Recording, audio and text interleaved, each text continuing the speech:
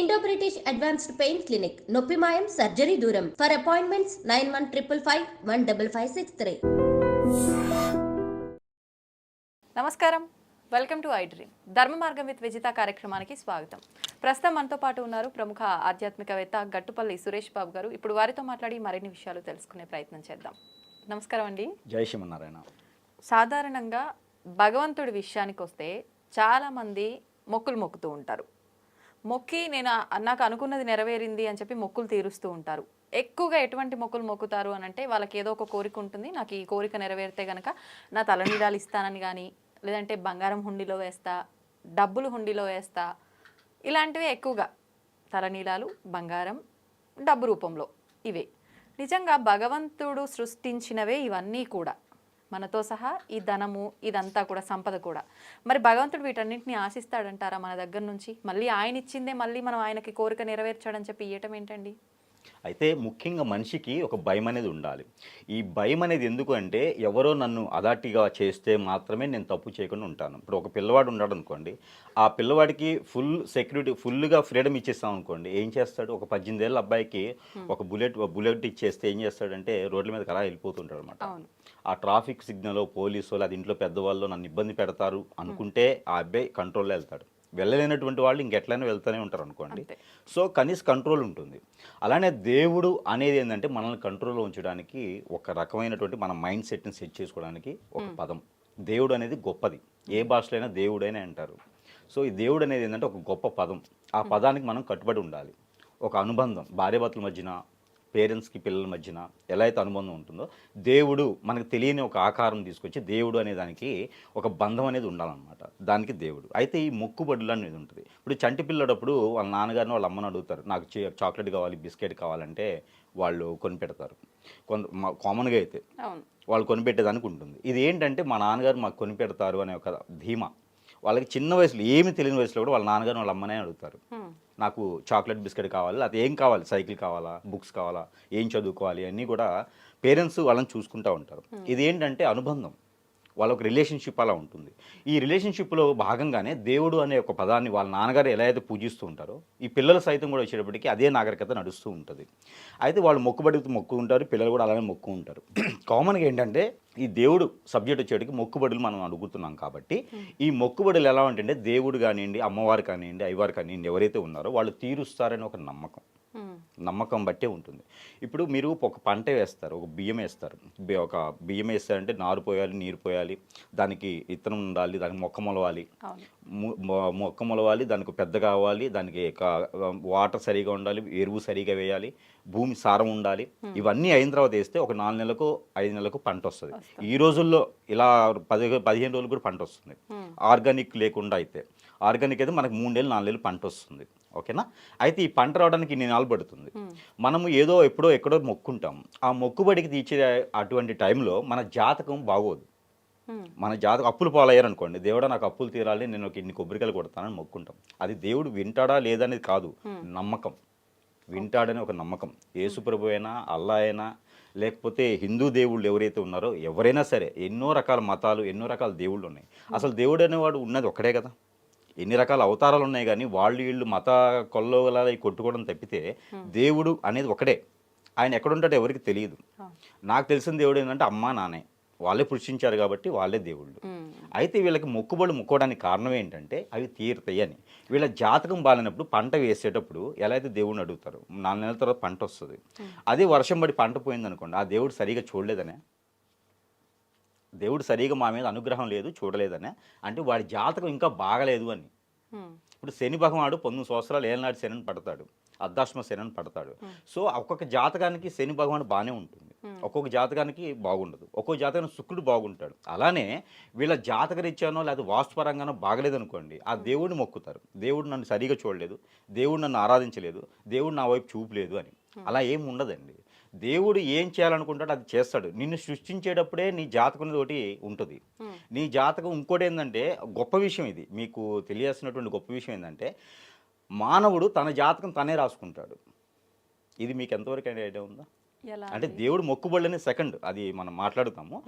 మానవుడు తన జాతకం తనే రాసుకుంటాడు. బ్రహ్మదేవుడు రాస్తాడు జాతకం అని చెప్తారు. బ్రహ్మదేవుడు రాయడండి.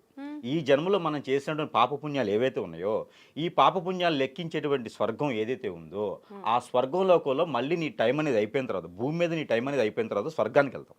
స్వర్గంలో మన టైం అయిపోయిన తర్వాత మళ్ళీ భూమి మీదకి రావడానికి నీ జాతకం నువ్వే రాసుకోమని చెప్పి బ్రహ్మదేవుడు ఇస్తాడు. కానీ స్వర్గం నరకం ఎక్కడో ఉండదు, మనం అనుభవించే జీవితంలోనే ఉంటుంది అంటారు కదా. మీరు చూస్తే స్వర్గంకి వెళ్తాము అనుభవిస్తామంటున్నారు. ఎస్, 7 లోకాలు ఉంటాయి. 7 లోకాల్లో ఒకటి 7 లోకాలు మనం తిరగాల్సిందే ఖచ్చితంగా. కాకపోతే మనం మానవ జన్మలో ఉన్నాం కాబట్టి, మానవ లోకంలో ఉన్నాం కాబట్టి, భూమి మీద ఉన్నాం కాబట్టి మానవ జన్మలో ఉన్నాం. ఇది మనం చూస్తూ ఉన్నాం. కొన్ని జ్ఞానం లేనటువంటి జంతువులు ఉంటాయి, జ్ఞానం ఉన్నటువంటి జంతువులు ఉంటాయి. కొన్ని మాట రావు, కొన్ని పలకడానికి రాదు, కొన్ని నడవడానికి రాదు. ఇవన్నీ కూడా ఏంటంటే ఎవరికి వాళ్ళే రాసుకున్న తర్వాతనే భూమి మీదకి వస్తారు. భూలోకంలో జీవించే ప్రతి జీవికి కూడా తనకు తాను రాసుకున్నటువంటి జాతకము, తనకు తానే రాసుకున్నటువంటి గీత, ఇది బ్రహ్మదేవుడు రాయడు. అందరూ అనుకుంటారు బ్రహ్మదేవుడు నా జాతకం ఇట్లా రాశాడు అని. బ్రహ్మదేవుడు ఎప్పుడు రాయడు. మనం చేసినటువంటి భూమి మీద చేసినటువంటి తప్పులు ఏవైతే ఉన్నాయో దీని ప్రకారంగా బ్రహ్మదేవుడి దగ్గర ఏదైతే ఉందో ఆ చిత్రగుప్తుడి దగ్గర ఒక లెక్క ఉంటుంది. పోయిన జన్మలో ఏం చేశావో అని. ఆ జన్మలో ఏం చేసా ఆ పాప హరణ కోసం, ఆ పాప ముక్షాళన కోసం, ఆ పాప భిక్షాళన కోసం మనకిగా లెక్కించుకునేటువంటి జాతకమే మనది. భూమి మీదకి రావాలి అంటే 7 లోకాలు తిరిగిన తర్వాత మళ్ళీ భూమి మీదకే వస్తాం మనం. ఆ భూమి మీదకి వచ్చే ముందు బ్రహ్మదేవుడి దగ్గర నేను ఈ జాతకం నా పాపాలన్నీ హతమైపోవడానికి, నా పాపాలు హరించడానికి భూమి మీద నేను ఇలా వెళ్తాను, నేను ఇలా అనుభవిస్తానని చెప్పి మళ్ళీ భూమి మీదకే వస్తారు. ఇప్పుడు ఒక మానవ జన్మలో ఉన్నప్పుడే ఈ పాప ప్రక్షాళన చేసుకోవడానికి సాధ్యమవుతుంది. ఏ జంతువు రూపంగా ఉన్నా ప్రక్షాళన చేసుకోవచ్చు. వాటి కర్మల ప్రకారంగా ఉంటుంది. ఒక కుక్క ఉంటుంది అనుకోండి, ఆ కుక్క జీవితం బయట ఉంటుంది. ఇప్పుడు ఈ మధ్యన ఏంటంటే ఈ ఇళ్లలో తీసుకొచ్చి పెంచేటువంటి జంతువులు కొన్ని ఉన్నాయి. వాటిలో కుక్కలు కూడా ఉన్నాయి. అవి బీడుని బట్టి ఉంటుంది. కొన్ని కుక్కలు ఇప్పటికీ బయటే ఉన్నాయి కదా, అవి కుక్క బతుకు అంటారు. కుక్క బతుకు అంటే అది ఆల్రెడీ అనుభవిస్తుందనే కదా. పాము ఉంటుంది, అనుభవిస్తుందనే కదా. చెడు జంతువు ఎవరు చూసినా చంపేస్తూ ఉంటారు, దాన్ని అనుభవిస్తున్నట్టే కదా. అలా ఉంటాయి అనమాట జన్మలు. ఏంటంటే మానవుడే కాదు, ఈ సకట కోటి జన్మలు ఏవైతే 364 జన్మలు ఏవైతే ఉన్నాయో ఈ జన్మలన్నీ కూడా, ఈ కళలన్నీ కూడా మానవుడు కాదు, అందరూ కూడా వారి యొక్క జాతకం వారి యొక్క రాసుకున్న తర్వాత భూమి మీద అడుగు పెడతారు. ఇది కథ కాదు, ఇది రియల్. ఇది ఎవరికి చెప్పరని విషయం అన్నమాట. ఇది గరుడ పురాణంలో స్పష్టంగా ఉంటుంది, కానీ ఎవరు దీన్ని చెప్పరు కూడా. ప్రతిదీ ఉంటుంది గరుడ పురాణంలో. భారతం ఉంటుంది, రామాయణం ఉంటుంది, మానవులు ఎలా జీవించాలి, నాగరికత అంటే ఏంటి, అన్ని రకాలు ఉంటాయి గరుడ పురాణంలో. మామూలుగా మాకు తెలిసినంత వరకు శిక్షలు మాత్రమే ఉంటాయని విన్నాం గరుడ పురాణంలో. శిక్షలు వీళ్ళే వేసుకుంటారండి, ఎవరు వేయరు. మన శిక్ష మనమే వేసుకుంటాం. భూలోకంలోనే ఎవరు వేస్తారు శిక్షలు, అక్కడ ఏం ఉండదు అట్లాగా. స్వర్గంలోను నరకంలోను మన శిక్షలు మనమే వేసుకుంటాం, ఎవరు వేయరు. మన జాతకం మనం ఎలా జీవించాలో మనమే వేసుకుంటాం. అయితే మనకి అలా రాగానే భూమి మీదకి వస్తాం. ఈ భూమి మీదకి రాగానే మనకి ఏమవుద్దంటే అవన్నీ మర్చిపోతాం. ఈ భూమి మీద ఏదైతే మనం రాసుకుంటామో అది నడుస్తూ ఉంటుంది అనమాట. అది దేవుడి పేరు చెప్తారు. దేవుడి పేరు చెప్పేసి దేవుడు మాకు గొప్పగా చేయాలి, దేవుడు మాకు ఇచ్చేయాలి, అది చేయాలని చెప్పేసి అనుకుంటా ఉంటాం. కానీ దేవుడైతే ఏం చేయడు. వీళ్ళకి హరస్కోప్ ఏదైతే ఉందో, మానవుడి జీవితం జన్మ ఏదైతే రాత ఉందో ఆ గీత వీళ్ళే రాసుకుంటారు. కాబట్టి వీళ్ళు ఎలా అయితే జీవించాలో అలా జీవిస్తూ ఉంటారు.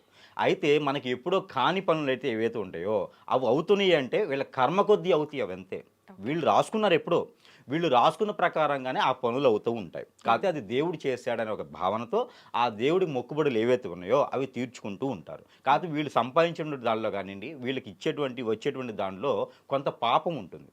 ఆ పాపానికి సంబంధించినటువంటి పరిహారమే దేవునికి ఇస్తారనమాట. ఇప్పుడు మనకి దగ్గర 10 రూపాయలు రాగానే ఓ 2 రూపాయలు ఎవరికైనా ఇస్తే బాగుండు అనుకుంటారు. అలా 2 రూపాయలు ఇచ్చే బదులు దేవునికి వేస్తారనమాట. ఇప్పుడు అందుకోసమే ఏదైతే మళ్ళీ మనకు వస్తాయో అది మాత్రమే దేవుడికి వేస్తారు. డబ్బు అనుకోండి, బంగారం అనుకోండి వస్తాయి, ఆస్తులు అనుకోండి మళ్ళీ సంపాదించుకుంటారు.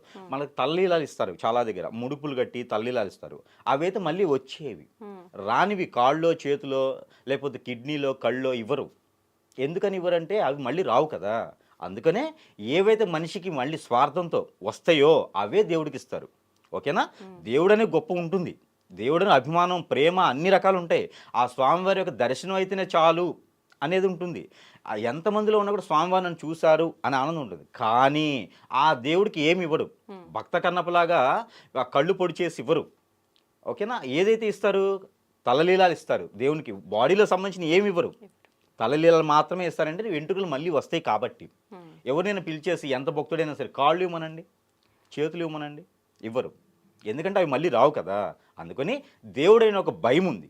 ఆ భయంతో పాటే ఏదైతే ఇవ్వాలో అవే ఇస్తారు.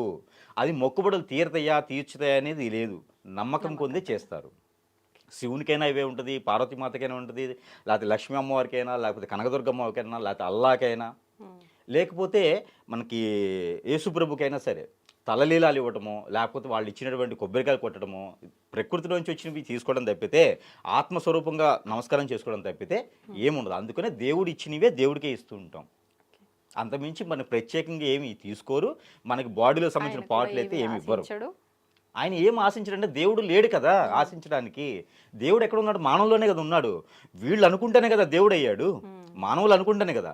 మానవుడే చెక్కినటువంటి శిలని మనం పూజిస్తున్నాము, అంతే కదా. మానవుడే కదా సృష్టించిన దేవుణ్ణి. దేవుడు ఎక్కడున్నాడు? అంతటా ఉన్నాడు, అంతే కదా. ఇప్పుడు మీలో కూడా దేవుడు ఉన్నాడు. ఇప్పుడు మీకు నా అభిమానంతో ఏదైనా ఇవ్వాలనుకుంటే ఇవ్వచ్చు. మీకు దేవుడిగా భావించి, అమ్మవారిగా భావించి మీకు ఇవ్వచ్చు నేను. కాకపోతే అలాగా మానవుడికి ఏంటంటే సాటిస్ఫాక్షన్ ఉండదు.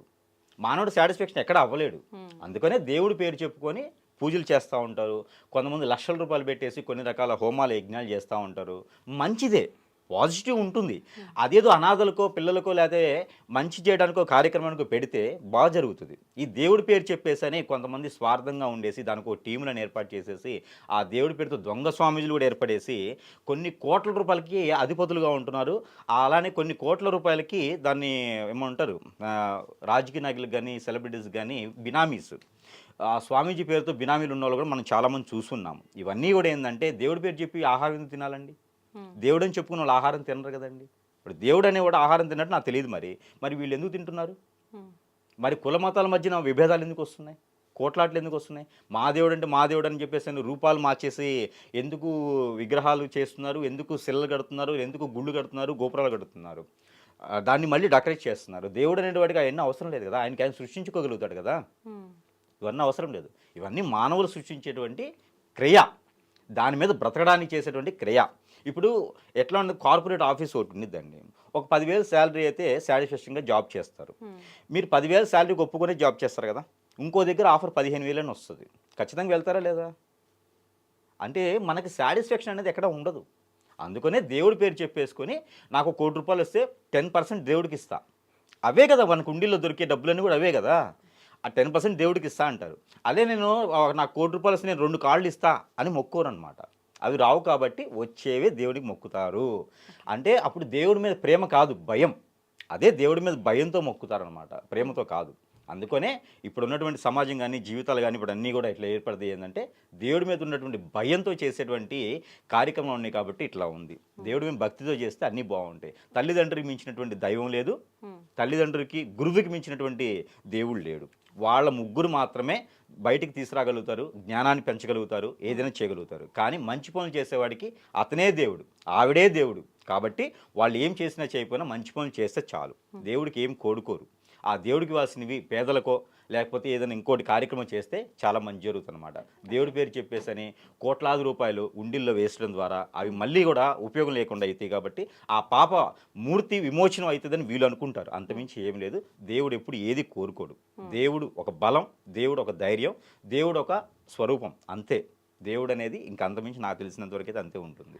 సో మొక్కుబళ్ళు మొక్కండి, కానీ మరీ ఈ రకంగా మొక్కొని కోట్లాది రూపాయలు అట్లా వేసే కన్నా ఏదైనా పేదలు పెట్టుకుంటే మంచి జరుగుతుంది. దేవుడు ఇప్పుడు ఇది అడగడు. ఇది దేవునికి సంబంధించినటువంటి విషయం. నమస్తే.